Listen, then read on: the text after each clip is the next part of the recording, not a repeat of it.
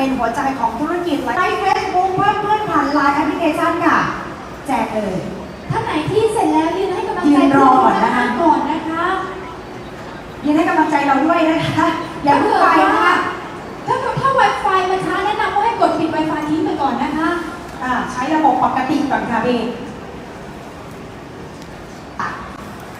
สวัสดีค่ะ